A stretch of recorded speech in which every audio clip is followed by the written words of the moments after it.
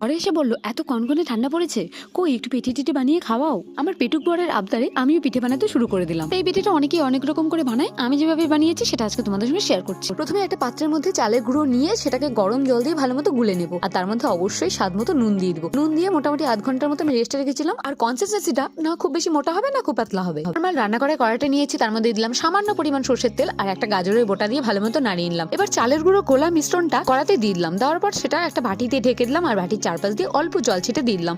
দেওয়ার পর এইভাবে আমি পুরো চিতই পিঠেগুলোকে তৈরি করে নিয়েছি। এবারে অন্য একটা পাত্রে 1 কিলোগ্রাম দুধ দিয়ে ভালো মতো ফুটিয়ে নিয়েছি, তাতে দিয়ে দিয়েছি একটা তেজপাতা আর কিছুটা পরিমাণ খেজুরের গুড় দিয়ে একটু ভালো মতো ফুটিয়ে নিতে হবে। আর মিষ্টিটা যে যা স্বাদ অনুযায়ী দিতে পারো, অনেকে একটু বেশি মিষ্টি পছন্দ করে, অনেকে আবার কম, তাই মিষ্টিটা যে যা স্বাদ অনুযায়ী দিতে পারো। এবার এই চিতই পিঠেগুলোকে মাঝখান থেকে ভেঙে এবার দিয়ে দিলাম দুধের মধ্যে। এবার শেষে একটু এলাচ গুঁড়ো দিয়ে এবার ঢাকা দিয়ে ঠান্ডা করতে দিব। ঠান্ডা হলে এবার পরিবেশন করে বরকে খেতে দিব।